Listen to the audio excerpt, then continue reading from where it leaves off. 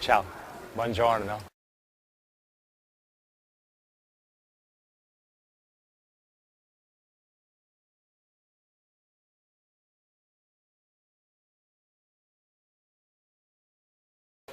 Well, my work is very diverse and very, very broad. So it all depends on the project. Every project has, in a way, different criteria. And every project, in a way, incorporates different, let's say, different kind of materialism.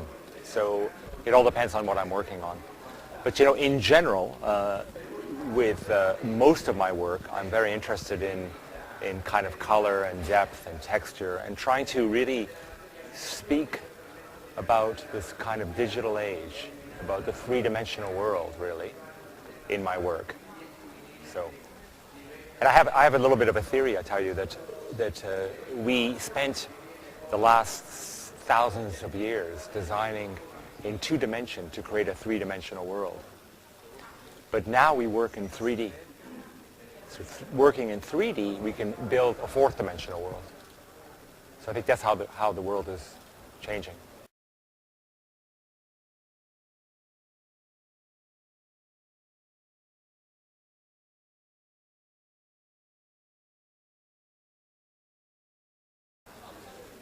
I think the whole world has influenced me. And as a child, we moved a lot. We went from Cairo to Rome to Paris to London to Montreal to Toronto. I was brought up in Canada. I came studied here in Italy. I went back to Canada. Now I've been working 20 years in New York. But I also am working in 42 countries. And I always feel like the world for me feels like home. And anywhere I go, I feel comfortable, quite comfortable. And I feel that as being even more so steeped in this kind of information age and digital age, I never felt like I had any boundaries or borders. But now I think the world doesn't have any boundaries and borders. And I think many of us in the world are starting to become, in a sense, you could argue, a kind of global citizens. And I think that's kind of the future, really, of humanity. If we can somehow learn to kind of get along, the world could become a more singular place, which is kind of quite beautiful and very poetic, I think, and really human.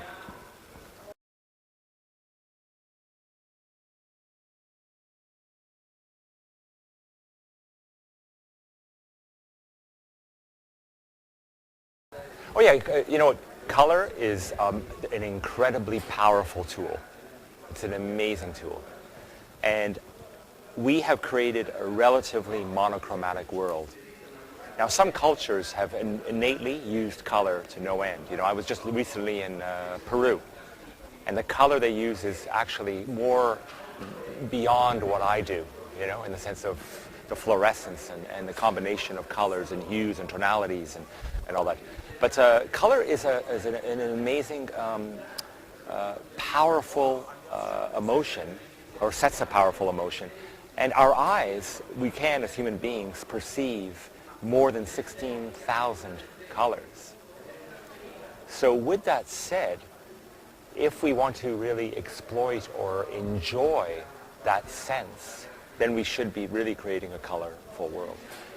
And today, a lot of times when I travel the world, I always think that, I see the world kind of becoming so kind of monochromatic.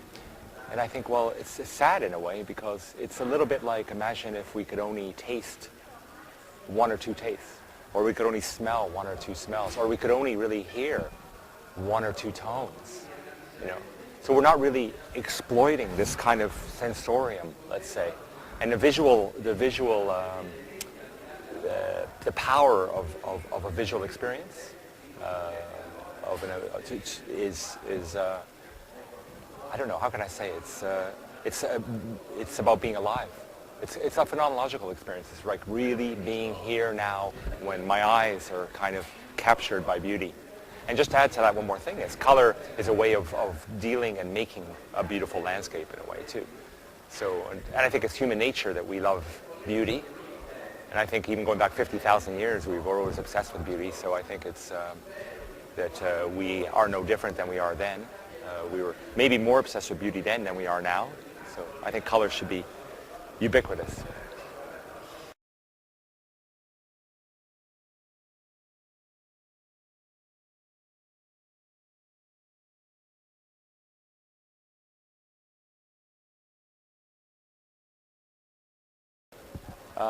Well, you know what the answer is, right? I suppose. You know, pink is a favorite color of mine, although, you know, there's probably, you know, 4,000 pinks. But in general, if I had to say a color, I guess I would say pink. But I love color. So I find I'm very attracted to colors that give a sense of positiveness and a sense of energy. So when I look at a color, for example, which I love, I like electric blue. It makes me, I don't know, feel very alive. Or if I like kind of more fluorescent or colors or more acid colors because they provoke me. You know, they give me a sense of being aware of you know, rethinking what I'm looking at in a way, or almost kind of giving me a different emotional sense, you know, a more positive sense. So I tend to use a lot of color that really kind of lifts us greatly. But we all know too that that there's colors that can do the opposite. You know, so you have to. I think when I design, I feel very painterly in a way. That if I'm going to use a lot of color in a smaller space, I have to be very, very careful and kind of good at what I do, because, you know, you can provoke the opposite. You could provoke negative emotion. You know, you could create sadness or depression or all these other things with color. And if we look historically in the 1900s, there was a lot of books written of color theories, you know, all the way from the Bauhaus of Johannes Itten and onward, tons of color theories. And they were really interested in the psychology of color in design. And we don't talk about that very much anymore. And yet I think it's more necessary than ever to kind of talk about it.